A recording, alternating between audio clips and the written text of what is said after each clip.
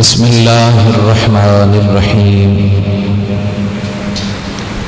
افمن سوء عمله فرآه حسنا فإن الله يضل من يشاء ويهدي من يشاء قال النبي صلى الله تعالى عليه وآله وسلم إن ابني هذا يقتل بأرض يقال لها كربلاء فمن أدركه منكم فلينصره أو كما قال النبي صلى الله تعالى عليه وآله وسلم صدق الله العظيم وصدق رسوله النبي الكريم الأمين ونحن على ذلك لمن الشاهدين والشاكرين والحمد لله رب العالمين ان الله وملائكته يصلون على النبي يا ايها الذين آمنوا صلوا عليه وسلموا تسليما۔ تمام احباب پڑھ لیں الصلاۃ والسلام علیک یا سیدی یا رسول اللہ، اونچی آواز سے پڑھ لیں وعلی آلک واصحابک واہل بیتک یا سیدی یا رحمت للعالمین۔ حضور سیدنا سید الشہداء نواسہ رسول جگر گوشہ بطول حضرت سیدنا امام حسین پاک علیہ السلام کی بارگاہ میں خراج عقیدت پیش کیا جا رہا تھا۔ اللہ تعالیٰ اپنی بارگاہ میں قبول فرمائے۔ مزید پچھلے جمعۃ المبارک کو بھی چند چیزیں وضاحت طلب تھی، میں نے آپ حضرات کے سامنے بیان کی۔ آج پھر مزید اسی موضوع کو لے کر آگے چلتے ہیں، اور آپ حضرات نے بھی انہماک کے ساتھ توجہ کے ساتھ سماعت فرمانا ہے۔ اس سے قبل میں چاہتا ہوں کہ سیدنا امام حسین پاک کی بارگاہ میں سلام عقیدت کا پیش کیا جائے، اور اس میں آپ بھی شامل ہو جائیں۔ دو تین مصرے ایسے جن کے ذریعے ہم اپنی قلبی عقیدت کا اظہار کر سکیں۔ سارے حضرات شامل ہو جائیں۔ میرے حسین تجھے سلام، میرے حسین تجھے سلام، میرے حسین تجھے سلام، میرے حسین تجھے سلام۔ السلام یا حسین، السلام یا حسین، السلام یا حسین، میرے حسین تجھے سلام، میرے حسین تجھے سلام۔ اونچی آواز سے سبحان اللہ کہہ دیں۔ جن کا نانا دو عالم کا مختار ہے، جس کا نانا دو عالم کا مختار ہے، جو جوانان جنت کا سردار ہے، جو جوانان جنت کا سردار ہے، جس کا سر دشت میں زیر تلوار ہے، جس کا سر دشت میں زیر تلوار گئے، جو سرا پائے محبوب غفار گئے، جو سرا پائے محبوب غفار گئے، اس حسین ابن حیدر پہ لاکھوں سلام، اس حسین ابن حیدر پہ لاکھوں سلام، میرے حسین تجھے سلام، میرے حسین تجھے سلام۔ السلام یا حسین، آواز بلند ہو جائے، السلام یا حسین، السلام یا حسین۔ اور سنیے ذرا، جن کو دھوکے سے کوفہ بلایا گیا، جن کو دھوکے سے کوفہ کوفے بلایا گیا، جن کو بیٹھے بٹھائے ستایا گیا، جن کو بیٹھے بٹھائے ستایا گیا، جن کے بچوں کو پیاسا رلایا گیا، جن کے بچوں کو پیاسا رلایا گیا، جن کی گردن پہ خنجر چلایا گیا، جن کی گردن پہ خنجر چلایا گیا، اس حسین ابن غیدر پہ لاکھوں سلام، میرے حسین تجھے سلام، میرے حسین تجھے سلام، جس نے حق کربلا میں ادا کر دیا، اپنے نانا کا وعدہ وفا کر دیا۔ ہم اور کچھ نہیں کر سکتے، اونچی آواز سے اپنی محبتوں کا، عقیدتوں کا اظہار کرتے ہوئے سبحان اللہ کہہ دیں۔ جس نے حق کربلا میں ادا کر دیا، اپنے نانا کا وعدہ وفا، گھر کا گھر سپرد خدا کر دیا، گھر کا گھر سپرد خدا کر دیا، جس نے امت کی خاطر کنبہ فدا کر دیا، اس حسین ابن غیدر پہ لاکھوں سلام، میرے حسین تجھے سلام، میرے حسین تجھے سلام، السلام یا حسین، السلام یا حسین۔ اور سنیے ذرا آخری مصرع، جس کو دوش نبی پر بٹھایا گیا، جس کو دوش نبی پر بٹھایا گیا، جس کا جنت سے جوڑا منگایا گیا، جس کے بیٹے کو قیدی بنایا گیا، جس کے بیٹے کو قیدی بنایا گیا، جس کو تیروں سے چھلنی کرایا گیا، جس کے بیٹے کو قیدی بنایا گیا، جس کو تیروں سے چھلنی کرایا گیا، اس حسین ابن غیدر پہ لاکھوں سلام، اس حسین ابن غیدر پہ لاکھوں سلام، میرے حسین تجھے سلام، گونج پیدا ہو جائے، میرے حسین تجھے سلام، السلام یا حسین، السلام یا حسین، السلام یا حسین، السلام یا حسین۔ اللہ تعالی ہم سب کی حاضری اپنی بارگاہ میں قبول و منظور فرمائے۔ جو 10 محرم کے بعد رات آئی، ہم نے اس میں بھی واقعہ کربلا کو کافی شرح و بسط سے کے دائرے میں رہ کر میں نے عربی عبارات کی روشنی میں بیان کیا، اور انشاءاللہ اب بھی میری یہی کوشش ہے کہ آپ حضرات کے سامنے جو حقائق ہیں کربلا معلّہ کے حوالے سے وہ پیش کر سکوں۔ آپ تمام حضرات ایک مرتبہ اونچی آواز سے درود پاک پڑھ لیں۔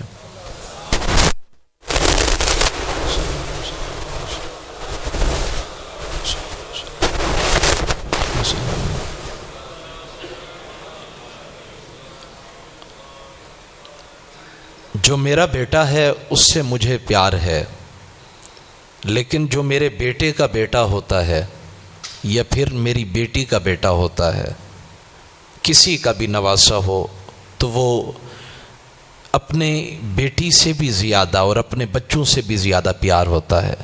نانے کو اپنے نواسے سے بے پناہ محبت ہوتی ہے، اور میرے حضور علیہ الصلوۃ والسلام نے جو محبت فرمائی اپنے ان نواسوں سے وہ حد فرما دی، اور پھر خود ہی فرمایا یہ دنیا میں میری خوشبو ہے، ہما ریحانت آیا فی الدنیا، فرمایا دنیا میں یہ میری خوشبو ہے۔ اور مجھے بتائیں خوشبو کو وہی سمجھ سکتا ہے جس شخص کے دماغ کے اندر تعفن نہ ہو، بدبو نہ ہو، بری مہک نہ ہو، اسے پھولوں کی خوشبو کے بارے میں کیا علم ہو سکتا ہے جو ہمیشہ تعفن والی فضا میں رہتا ہو۔ تو حضور علیہ الصلوۃ والسلام کے نواسوں کا ادب اسی دل میں ہی ہو سکتا ہے جس دل کے اندر اللہ اور اس کے رسول کا پیار ہوگا۔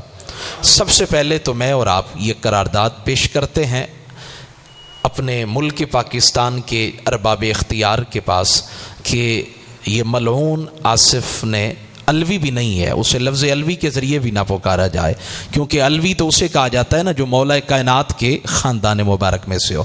پھر میں نے اس حوالے سے تحقیق بھی کی کہ یہ بندہ کیا علمی حیثیت رکھتا ہے، تو اس کے اپنے علماء اہل تشیع مسلک کے علماء جو ہیں وہ خود ویڈیو کے اندر بیان کر رہے ہیں کہ یہ پہلے پان بیچا کرتا تھا۔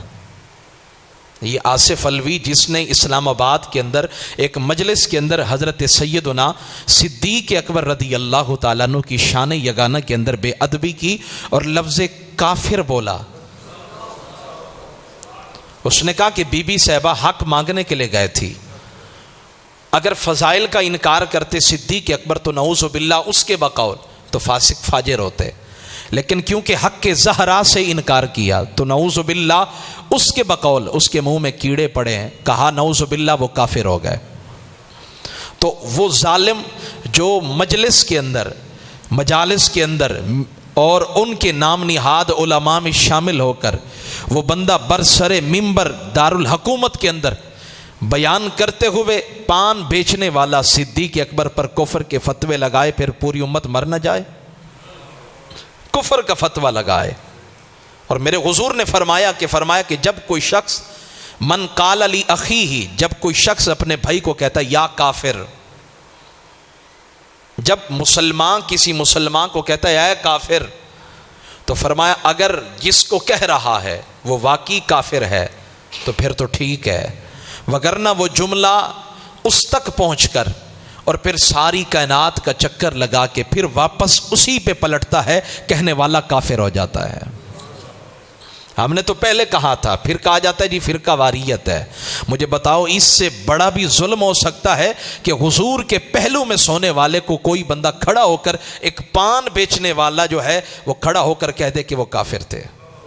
مجھے بتاؤ کیا حضور نے ایک کافر کو نعوذ باللہ اپنے پہلو میں جگہ دی؟ یہ قرآن کی آیات جو اتنی نازل ہوئی، کہ رب کو نہیں پتا تھا کہ ان کی حالت ایمان کی حالت میں موت نہیں ہوئی ہے؟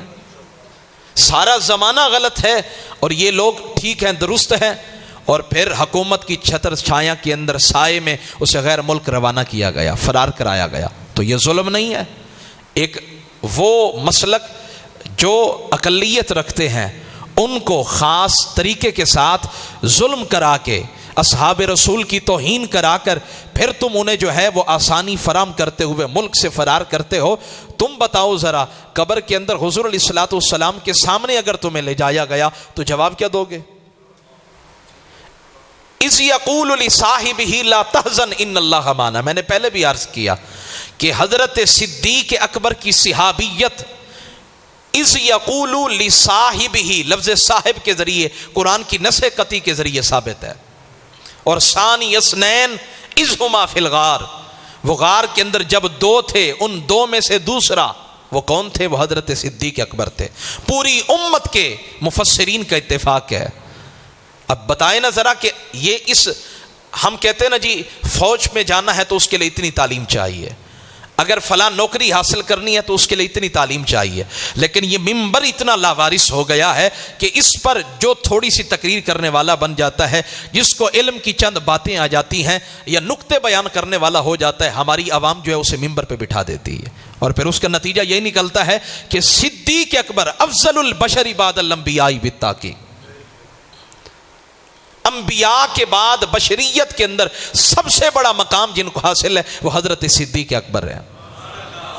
تو ان کو اگر کوئی شخص کھڑا ہو کر کافر کہے تو میں اس مسلک پر میں بات نہیں کروں گا، کیونکہ اس مسلک کے جو معتبر علماء ہیں وہ بھی کہہ رہے ہیں کہ واقعی یہ بندہ جو ہے ظالم ہے، یہ تو پان بیچنے والا تھا، اس کا مسلک اہل تشیع سے کوئی تعلق نہیں ہے۔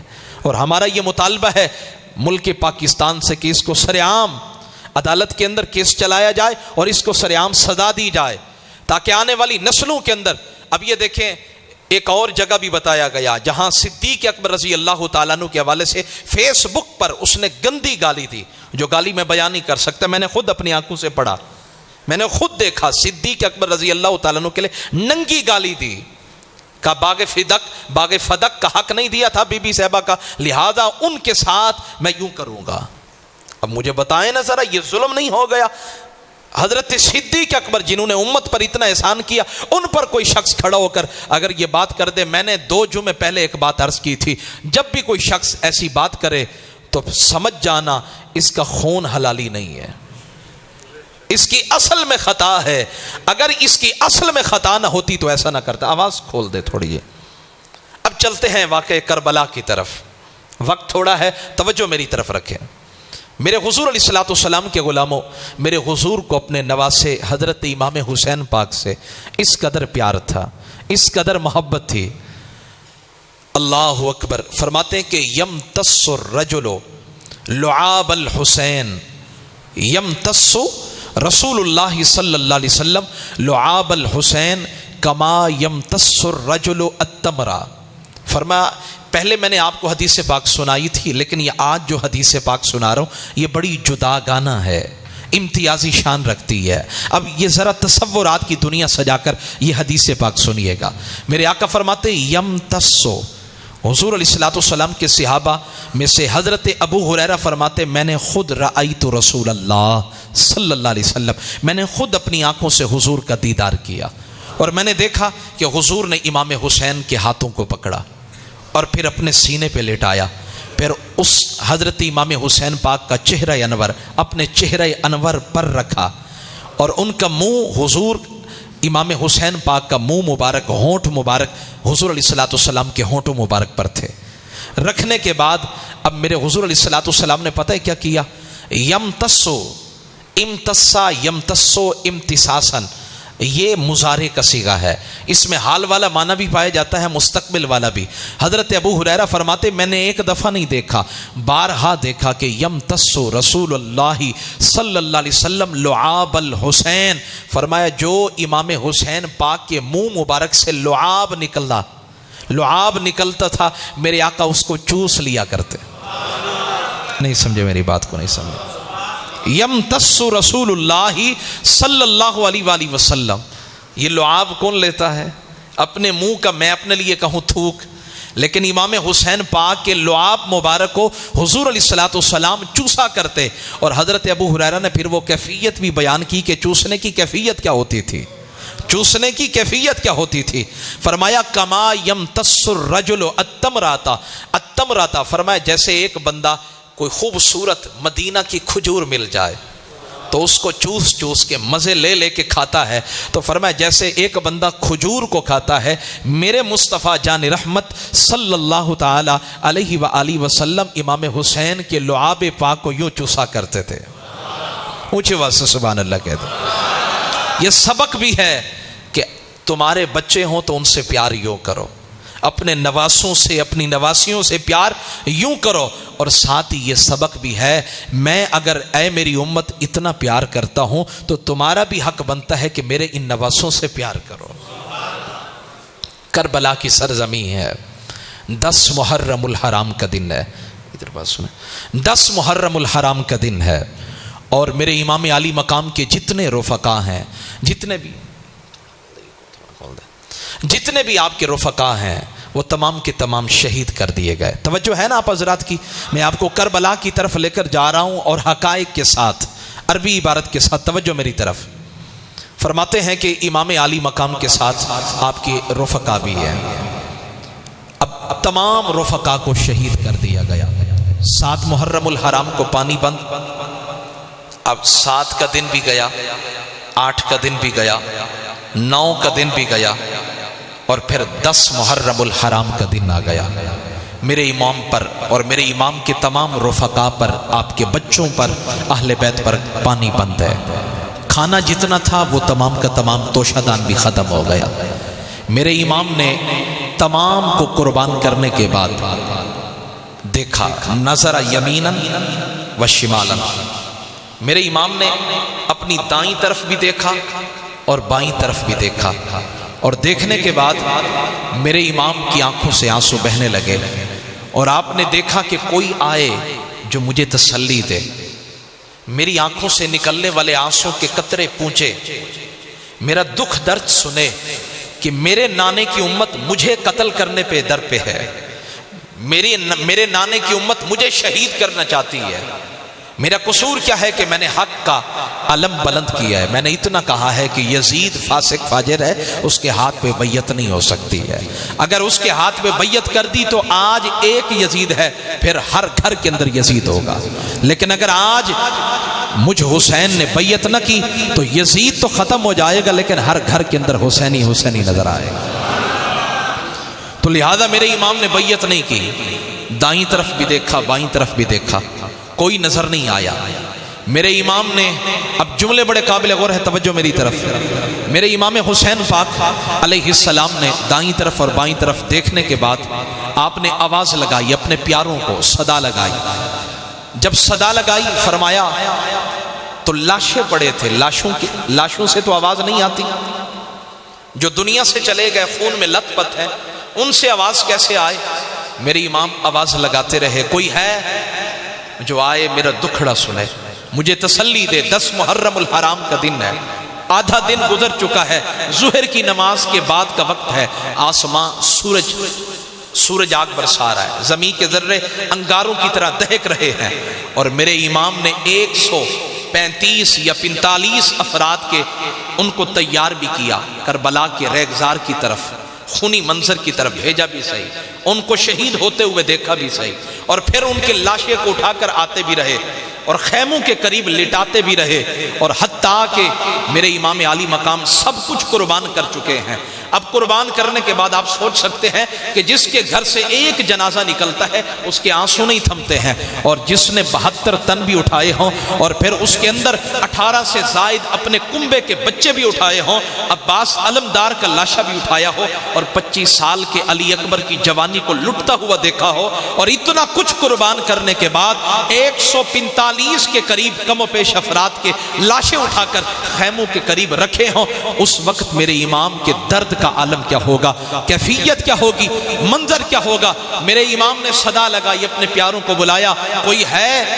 ایک وقت وہ بھی تھا کہ میں جمعہ والے دن آ رہا تھا، سرخ رنگ کا جوڑا پہن کر میں گر رہا تھا، اٹھ رہا تھا، میرے نانا خطبہ دے رہے تھے، میرے نانا نے خطبہ روکا اور رو کر جا کر مجھے بھی اٹھایا، میرے بھائی حسن کو بھی اٹھایا، اور پھر اٹھانے کے بعد خطبہ دیا، اور خطبہ دینے کے بعد فرمایا انما اموالکم و اولادکم فتنہ، مال اور اولاد فتنہ ہے۔ صحابہ میرے دیکھو، مجھے اپنے حسن سے، اپنے حسین سے اتنا پیار ہے کہ میں خطبہ دے رہا تھا، خطبے دینے کے معاملے کے اندر میں اپنے اوپر قابو نہ رکھ سکا، میں اپنے حسین کو گرتا ہوا دیکھ نہ سکا، خطبہ روک کر گیا اور میں نے اپنے حسین کو اٹھایا ہے۔ میرے صحابہ یاد رکھنا، اگر میرے حسین پر مشکل وقت آ جائے، ان سے پیار بھی کرنا، ان کی مدد بھی کرنا۔ اب کربلا کا منظر ہے، ایک بوڑھا بابا آتا ہے، صحابی رسول ہے، جس کا اسم گرامی حضرت انس بن حارث الکاہلی رضی اللہ تعالیٰ عنہ، یہ حضور کے صحابی ہے، بوڑھے ہیں، ناتواں ہیں، چل بھی نہیں سکتے۔ پتہ لگا کہ کربلا کے اندر حضور کا خاندان پہنچ چکا ہے۔ ایک رات میں سفر کر کے شہزادہ حضرت امام حسین پاک کے قدموں میں پہنچے، امام حسین پاک سے ملاقات کی اور پھر اجازت مانگی، حضور مجھے اجازت دیں تاکہ میں آپ کو آپ کے نانا کی ایک حدیث بھی سناؤں، اور اسی حدیث پر عمل کرنے کے لیے میں کربلا میں آیا ہوں۔ توجہ ہے آپ حضرات کی؟ تو میرے امام علی مقام نے فرمایا آپ میرے نانا کے زمانے میں میرے نانا کا دیدار کرتے رہے، آپ بدر میں بھی شریک ہوئے میرے نانا کے ساتھ، غزوہ حنین کے اندر بھی میرے نانے کے ساتھ آپ مل کر کفار کے ساتھ جنگ لڑتے رہے۔ امام ابن حجر اسقلانی نے اور امام ابن اساکر نے حضرت انس بن حارث الکاہلی کو صحابی رسول کہا ہے۔ کہا ممر النبی صلی اللہ علیہ وسلم، یہ وہ ہیں جنہوں نے حضور کا دیدار بھی کیا ہے، وسمع الحدیث، اور حضور کی حدیث پاک کو بھی سنا ہے۔ یعنی جس کے دل میں ایمان ہو اس کو پتہ چلا ہے رات کو کہ کربلا